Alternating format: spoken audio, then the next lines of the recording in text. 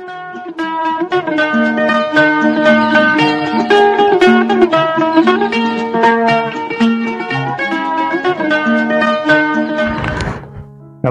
आदाब, hello friends.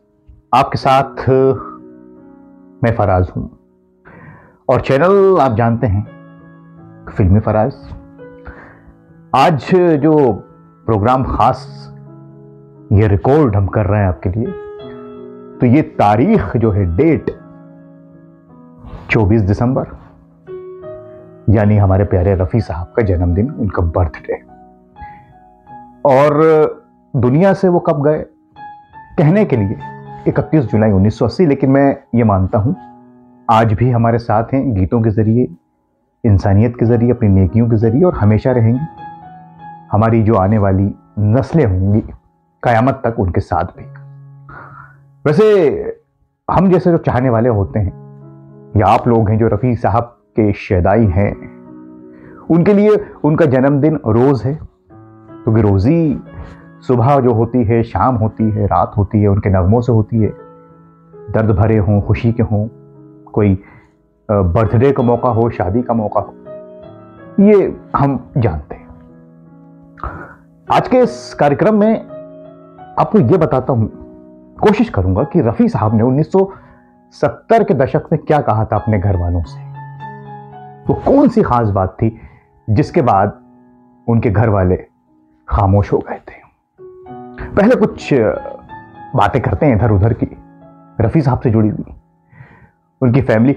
ये तो हम जानते हैं कि रफ़ी साहब कम बोलते थे, पतंग उड़ाते थे, कैरम खेलते थे, बैडमिंटन, कुछ शौक थे, फैमिली के साथ संडे बिताते थे। शाम में जब घर आते रिकॉर्डिंग से तो फिर फैमिली का टाइम होता। बच्चों को, उनके जो बच्चे थे, बेटा बेटी, उन्होंने कभी भी, रफ़ी साहब ने यह कोशिश नहीं की कि फिल्मी दुनिया में जाएं, बल्कि वो बचते थे फिल्मी पार्टीज से। वो बच्चे जिद भी करते तो रफ़ी साहब उन्हें बाहर भेज दिए कईयों को तो पढ़ने, और जब छोटे भी थे तो लोनावला ले जाते थे, जो उनका फार्म हाउस था, और वहां एंजॉय करते थे छुट्टी के दिन। कुछ बातें जो बच्चे उनके बताते हैं कि फिल्में कम देखते थे। हालांकि रफ़ी साहब की आपको हैरत तो होगी, उनको सबसे जो फिल्म पसंद आई थी 70s में, शोले उन्हें बड़ी पसंद थी, जबकि रफ़ी साहब का उसमें कोई गीत नहीं था, लेकिन शोले उनको पसंद थी। अब उनके बच्चे रफ़ी साहब, जैसे मैंने आपको बताया, कि फिल्मों से दूर रखते थे, कभी रिकॉर्डिंग पे नहीं लेकर जाते थे। लेकिन एक बार ऐसा मौका आया, बोरबॉन स्टूडियो में शंकर जयकिशन नाइट थी। तो उनके बच्चे ये बताते हैं कि रफ़ी साहब तो कम बोलते थे, जब रियाज करते थे तो कहते थे कि घर में कोई डिस्टर्ब न करे। जो रियाज का रूम था उनका ग्राउंड फ्लोर पर, और रफ़ी साहब की बेगम बिल्किस जी भी बच्चों से कहती थी कि वो म्यूज़िक और फैमिली से उन्हें बेहद मोहब्बत है, तो अभी वो रियाज कर रहे हैं तो उनको डिस्टर्ब मत करना। लेकिन एक बार जब वो शंकर जयकिशन नाइट में लेकर गए अपने बच्चों को, तो बच्चे तो समझते नहीं है इतना कि हमारे अब्बा कितने बड़े सिंगर हैं, कितना नाम है दुनिया में, और वो खामोश तबीयत थे। लेकिन जब शंकर जयकिशन नाइट में रफ़ी साहब ने शुरुआत की और गीत गाया, शम्मी कपूर साहब के ऊपर जो पिक्चराइज है, बदन पे सितारे लपेटे हुए, वो है ना, जब रफ़ी साहब माइक्रोफोन पर आते थे तो वो अलग ही रफ़ी होते थे, चाहे कोई मुझे जंगली के। जब ये गीत उन्होंने गाया, बदन पे सितारे, तो उनके बच्चे बताते हैं कि हम हैरत में पड़ गए कि ये अब्बा है हमारे, इतना धीरे बोलते हैं, बोलते ही नहीं है। और यहाँ उसके बाद फिर उन्होंने एक से बढ़कर एक गीत गाए। उस दिन बच्चों को यह अंदाजा हुआ शंकर जयकिशन नाइट से कि रफ़ी साहब की क्या ताकत है, और वो घर में कुछ और हैं, और जो प्रोफेशनल अपने जब माइक पर आते हैं तो क्या गजब कर देते हैं। ये पहला ऐसा मौका था जब बच्चों को अंदाजा हुआ। लेकिन उसके बाद फिर वही रफ़ी साहब बच्चों को इन सारी बातों से दूर रखा करते थे।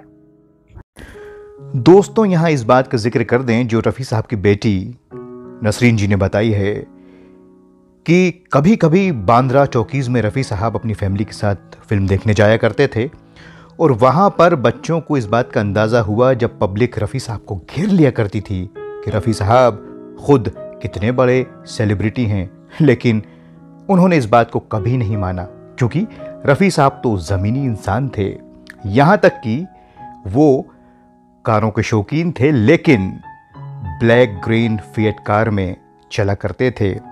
उस ज़माने में जिसके पास बहुत ज़्यादा पैसा नहीं भी होता था तो फिल्म इंडस्ट्री में दिखावा बहुत था, लेकिन रफ़ी साहब ब्लैक ग्रीन फिएट में शान से जाते थे आगे बैठकर।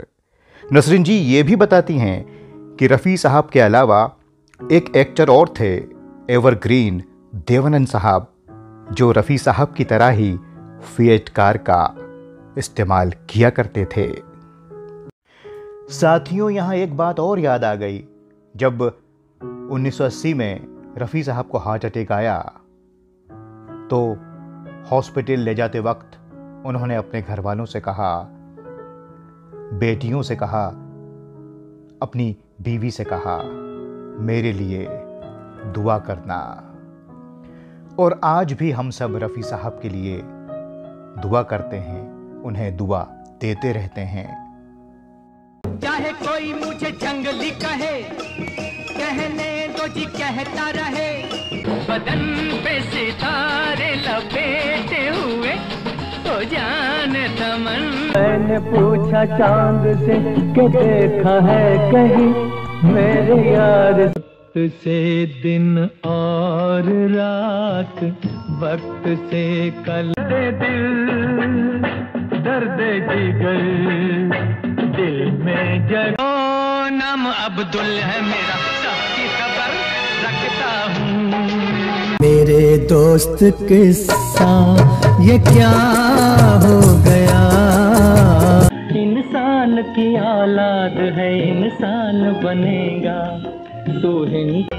जब ऐसे चिकने चेहरे तो कैसे न नजर फिसले।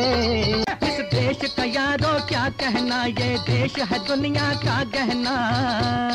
हम तेरे तेरे तेरे चाहने वाले हैं, हम काले हैं तो क्या हुआ। जो वादा किया वो निभाना पड़ेगा, रस्ती निगाहों ने आवाज दी है मोहब्बत की राह। जिंदगी भर नहीं भूलेगी वो बरसात, हर फिक्र को तुम्हें मैं उड़ाता चला गया।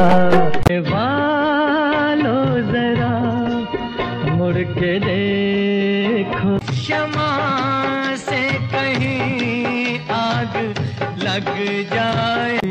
शाम उनका ख्याल आ गया, इतना तो याद है मुझे कि उनसे मुलाकात। तेरा तो जो भी कदम है वो तेरी राह के सनम, तुझे हमने मोहब्बत का। चाहूंगा मैं तुझे सांझ सवेरे, नफरत की दुनिया को छोड़ के प्यार की दुनिया ही मनवा। दुख की चिंता क्यों सताती है, दुख तो फूलों की रानी बहारों की मलिका तेरा।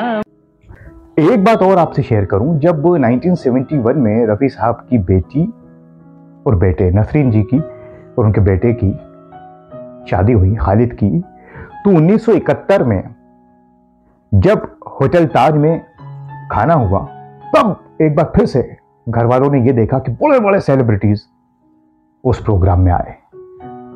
दिलीप कुमार, बड़े बड़े स्टार्स उस जमाने के। तो अंदाजा हुआ बच्चों को कि रफ़ी साहब का क्या कद है, जिसे वो कभी जाहिर करते ही नहीं है।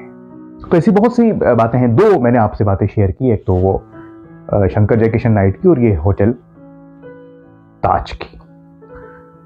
उनकी बेटी नसरीन जी बताती हैं कि अब्बा एक इंतकाल 1980 31 जुलाई को हुआ और वो हमारी बड़ी बहन यानी नसरीन जी की बड़ी बहन परवीन जी से बहुत मोहब्बत करते थे और उन्हीं की शादी के दौरान उन्होंने वो गीत भी गाया था, बाबुल की दुआएं लेती जा। लेकिन 20 जुलाई को नसरीन जी का बर्थडे होता है और उनके बर्थडे के 11 दिन बाद रफ़ी साहब ने इस दुनिया को अलविदा कह दिया 1980 में। और 20 जुलाई को रफ़ी साहब खुद मार्केट गए थे, फूलों का गुलदस्ता लाए थे और अपनी बेटी को पेश किया था और उनके माथे को चूमा था, दुआएं दी थी। लेकिन 11 दिन बाद 31 जुलाई को जब रफ़ी साहब को हार्ट अटैक आया और जब फैमिली के लोग आए और नहीं समझ पाए, नेशनल हॉस्पिटल ले गए, फिर बॉम्बे हॉस्पिटल, और फिर रात को तकरीबन 10:25 पर इस दुनिया को रफ़ी साहब ने अलविदा कह दिया। और उसके बाद फिर हम कुछ क्या कहे सब जानते हैं। और लेकिन आज भी रफ़ी साहब हमारे बीच हैं। खैर, अब आपको दोस्तों वो बात बताता हूं जिसका जिक्र मैंने शुरू में किया था कि 1970 के दशक में अपनी फैमिली वालों से रफ़ी साहब ने क्या कहा था। 1970 का जिक्र इसलिए कर रहा हूं क्योंकि ये कहा जाता है कि आराधना के बाद 1970 से रफ़ी साहब को कम गाने मिल रहे थे। उसकी कई वजहें हैं। वो हज पर चले गए थे, उन्होंने गाने कम कर दिए थे, तबीयत का, बहुत सी बातें हैं। लेकिन जो बड़ी वजह सामने आती है कि किशोरदा को ज़्यादा गीत मिल रहे थे या दूसरे सिंगर संगीतकार बदल गए थे। ऐसा नहीं है। उनकी बेटी ये बताती हैं कि रफ़ी साहब के पास तब भी बहुत गीत थे, वो काफ़ी गीत रिकॉर्ड किया करते थे, उसमें कोई कमी नहीं आई थी। लेकिन तब रफ़ी साहब ने अपनी फैमिली वालों से क्या कहा था, ये बात सुनने लायक है और ये हमें मालूम भी होनी चाहिए। जब अखबारों में या मैगजीन्स में ये बातें हो रही थी कि रफ़ी साहब को अब काम नहीं मिल रहा, वो दौर बीत गया 50 का 60 का, तो रफ़ी साहब ने अपनी फैमिली मेंबर से कहा था कि आखिर मैं ही कब तक गाऊंगा, कोई और लोग भी तो गाएं। बहुत गा लिया, 1945, 50, 60 और अभी भी गा ही रहा हूं। कितने एक्टर्स के लिए गा लिया, आखिर मैं ही कब तक गाऊंगा। ये तो खुशी की बात है कि अब नए सिंगर्स आ रहे हैं, दूसरे लोग भी गा रहे हैं, आखिर मैं ही कब तक गाऊंगा। दोस्तों, ये बात वही शख्स कह सकता है जिसका दिल बहुत बड़ा हो, बहुत बड़ा दिल हो। जब ये बात रफ़ी साहब ने अपने घर वालों से कही तो घर वालों को सुकून हो गया, इत्मीनान हो गया कि नहीं, अब्बा बात सही कह रहे हैं। हालांकि उनके पास काम की कमी नहीं थी, लेकिन वो अप्रिशिएट करते थे नए सिंगर्स को और उन लोगों को जिनको काम मिलता था, और ये बात सही भी है। लेकिन ये रफ़ी साहब ने कहा, लेकिन उसके बाद भी अगर आप 70 के दशक में उनके गीत देखें या जब वो दुनिया से चले गए उसके बाद भी उनके गीत तो आते ही रहे। हाँ, ये बात सच है कि 60 और 50 का जो संगीत था वो अलग ही था। 1970 में उस तरह के गीत आपको कम मिलेंगे, जो 60s का गोल्डन एरा था। लेकिन रफ़ी साहब ने गीत तो तब भी खूब गाए और बहुत अच्छे गीत गाए। लेकिन ये उनका बड़प्पन था कि मैं ही आखिर कब तक गाऊंगा, औरों को भी मौका मिलना चाहिए। तो ये इतनी खूबसूरत बात पर हम आज के इस कार्यक्रम को संपन्न करते हैं। रफ़ी साहब की यादों का पिटारा चलता रहेगा, क्योंकि ये जो अब साल शुरू हो रहा है, 100 साल, 1924, अगले साल रफ़ी साहब 100 साल के हो जाएंगे। अगर वो हमारे साथ होते क्या हैं, तो हम साल भर वीडियोस तो उन पर वैसे ही बनाते रहते हैं, लेकिन कुछ और ख़ास वीडियोस आपके लिए लेकर आते रहेंगे। आप हमें सजेस्ट कीजिएगा, मैसेज करके बताइए कमेंट्स के ज़रिए क्या कुछ हम कर सकते हैं। हम उस पर कार्यक्रम ज़रूर बनाने की कोशिश करेंगे। अब अपने दोस्त फराज को इजाज़त दीजिए, अगले कार्यक्रम में फिर मुलाकात होगी दोस्तों। तब तक के लिए अपना बहुत ख्याल रखें। नमस्कार, खुदा हाफिज। तूने मुझे देखा होकर मेहर, आज की रात है जिंदगी, कल हम कहाँ तुम कहाँ। तेरा वादा वो कसम, तुम मुझे भुला न पाओगे। इस तरह से मेरी जिंदगी में शान, तेरी प्यारी प्यारी सूरत को किसी की नजर न, रूठो ना हमसे ओ गुड़ियों की रानी, रे मामा रे मामा रे। दिलों के नाते हैं वो जोड़े नहीं जाते, जन्म जन्म का साथ है तुम्हारा हमारा। जब कभी भी सुनोगे गीत मेरे प्यार का तो पलाए हैं, अदा कर ले जाने जा रहे हो। जहाँ हवाएं गम की हम तक पहुँच न पाए, बगैर जहाँ में कोई कमी। वक्त मेरे गीतों का खजाना ढूंढेगा, संग संग तुम भी गुनगुनाओगे। अरे मुझको मेरे पास जमाना ढूंढेगा।